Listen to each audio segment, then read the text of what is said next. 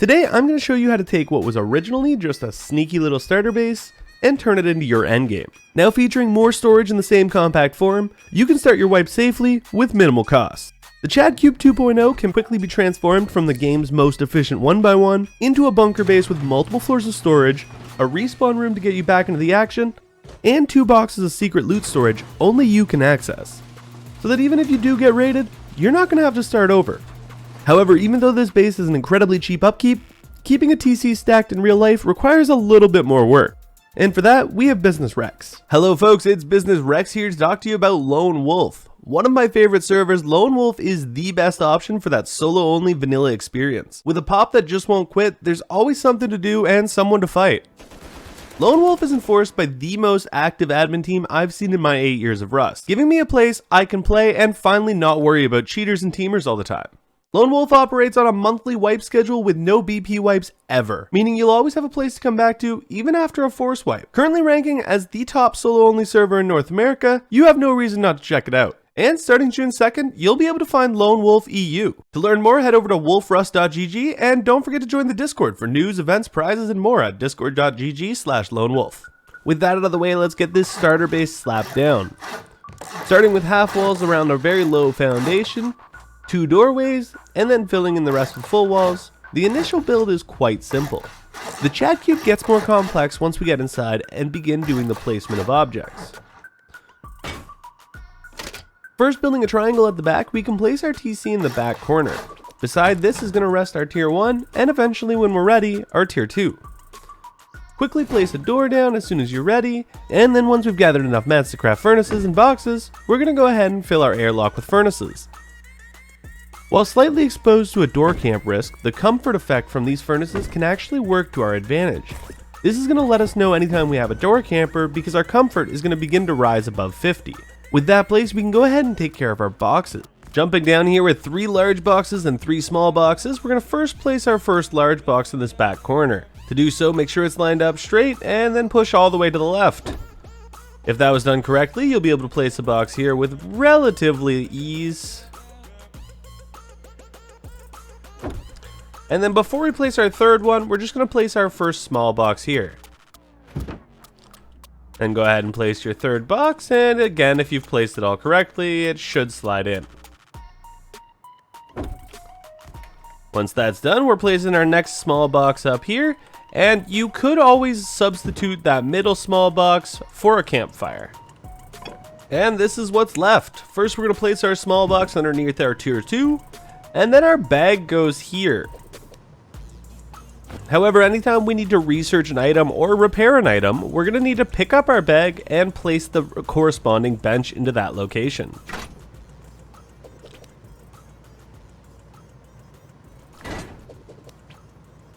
Slapping down your bag is again going to reset its timer, so try not to die right away after. Once you're ready to go ahead and expand your base, we're going to first start with our drop-down secret storage. To do that, we're going to build 2 triangles, a crescent moon, a square, and then build out 15 triangles away from us. Or sorry, 13.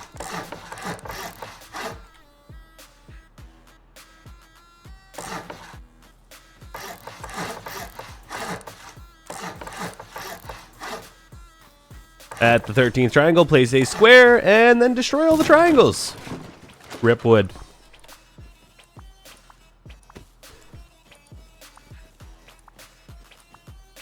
This is not an incredibly important part of the base, however, doing this is going to give you the ability to recover something if you do get raided, rather than starting back with nothing. Running back to the square, we're going to build right back to where we were. Seems redundant, but this is going to create a pixel gap. This is going to help us loot, but nobody else. Once we get to here, we're going to go ahead and rebuild our crescent moon. And this part is very important, making sure that we clip to this triangle and not this triangle here. To do that, make sure you're looking at the triangle as you place it, and not this one here.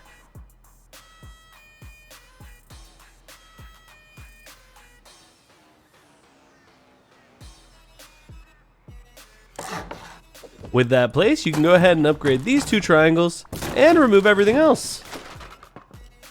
If you've done it correctly, you'll see you've got a black line in the middle of your 2 foundations. If that's good, go ahead and place your walls. We're going to surround this with half walls, and it's at this point, if you have any friends or teammates, you're going to want to call them over. If you don't have any friends, it's all good. Go ahead and place your boxes down here. Making sure to line up in the corners is going to give you the most amount of exposure possible to loot through the crack. Make sure to lock your boxes, and we're good to seal. In order to seal, you're going to want to do the same thing, making sure we clip to the right pieces. So we're going to clip one on this side, and we're going to clip one on this side. Destroy the extra piece, and upgrade to stone. If you don't see a crack, you've messed up. Destroy one of the pieces, usually this one, and try it again. If you do see the crack, but you can't loot, don't worry about that, we'll deal with it in a second. Before we worry about getting inside our secret loot room, let's expand our starter a little bit. First, we're going to add a double door here, upgrade that frame, and put our double door in, and then just close it in with walls and roof pieces. Now we have some safety. It's at this point you can go ahead and start storing items in the box. Now, the open symbol doesn't always pop up so nicely, and even then sometimes it can be hard to loot. For this, a seed can be incredibly handy, as when you're moving along, you're going to see the seed kind of go into the gap. It's also going to help you just track that open. However, soon enough you'll be ready to expand the base, and you'll notice you can't build here. That's because we've created a weird gap, but don't worry about it, we can take care of that just by taking care of this extension first. Once this is down and upgraded, you can go ahead and place this square foundation low here. At this point, we're going to go ahead and fill in walls and a door frame. Upgrade all of that to stone, and double it up. Of course, making sure to slap on a door as soon as possible so you don't get killed while you're building or upgrading. I'm also going to build honeycomb right here. And we're going to do the same here, but with half walls, and close that in.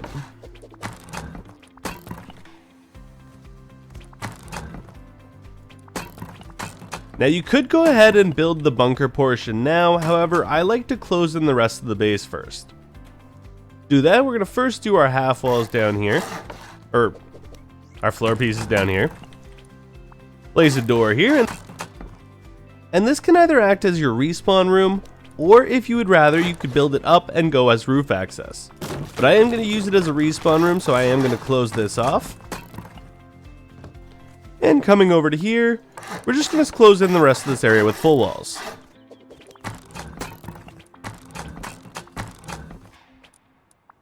Place yourself 2 floors here. Wall in between them. And 2 half walls here.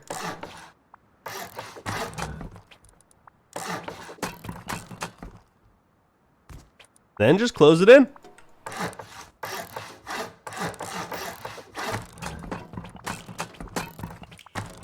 Before you fill this with door frames, I know the temptation is just to add double door frames everywhere, and normally that is the smart way to go. However, with bunkers, sometimes that can mess things up. For that reason, we're not going to build one in this spot. However, we are going to take care of our bunker. Now, if you don't have garage doors yet, that's fine. You'll just have to remove this door for now. To build the bunker, we're just going to use a roof piece, upgrade it to whatever material we have, and then we're going to place a twig floor frame, not upgrade it, and use another roof piece to open the bunker. Once it's upgraded to the same material, it opens right up. This gives you access in and out of the bunker, straight access to your respawn room, and quick access to the second floor. It is just a little bit of jumping around, however it gives you a lot of space in a very compact form. Now all of our loot rooms are going to look the exact same up here. First placing one box in the corner. We're then going to place a barbecue, making sure it's facing this way. As if it faces this way, you don't get quite the same amount of room. Then we could slap in another large box, pushing it all the way to the back. And slap a small box in the middle. Then, in order to slap these barbecues here, first we're going to place one over here. And then we're actually going to build a floor in order to just better place this one. At this point, you can go ahead and place your boxes. Now, you could make sure to place them perfectly straight. However, I just like to put them on a little bit of an angle just for aesthetic reasons. I don't actually think that adds any functionality. However, with this style of loot room, you then can just jump up here, and from here you can actually access every single box in barbecue. It's not hard at all. You have complete access, and you don't even have to hold crouch. You're just sitting here. The same can be done here and here. The only difference is down here underneath our bunker. We're going to place boxes just like we did in the original Chad cube. So we're going to start off with our first box here. Another one right here. And we can actually go ahead and place this one right away, as it won't matter. But I might have to get rid of the twig. This was the only way I could do it. It had to be done. Great. And that was entirely because I couldn't stand up here.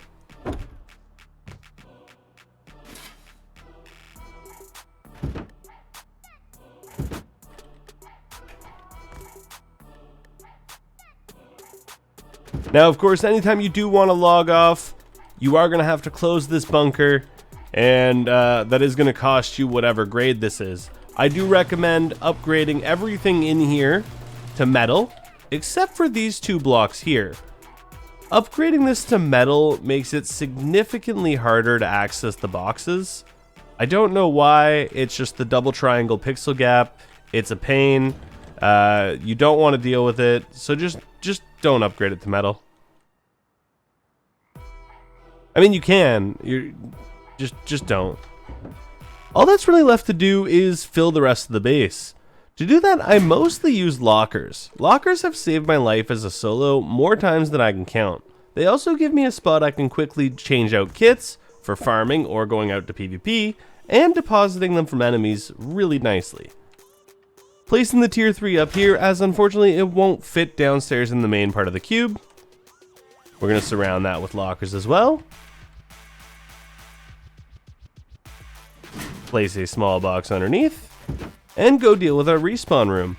Now, unfortunately, we are unable to put a bed in here. It just won't fit, so we are going to have to deal with the locker, a bag, and 2 boxes. If you really want to work with it, you can fit 3 boxes in here. I've done it once. It just is really hard, and I've only done it once. Once you've gotten this far, you're going to want to make sure you add all your honeycomb, and that's about it. You can keep going with honeycomb as you want, and of course add yourself some roof access and expand from there. But that's about all there is to it. Add yourself the honeycomb, cap it off, and upgrade it. At this point, you should have a very sturdy base that should survive most assaults. Of course, don't forget to smash that like button and subscribe for future content. Oh fuck, his buddy tagged me. I didn't even see him. Oh, I didn't see you there, bud. Don't run me over! Don't run me over!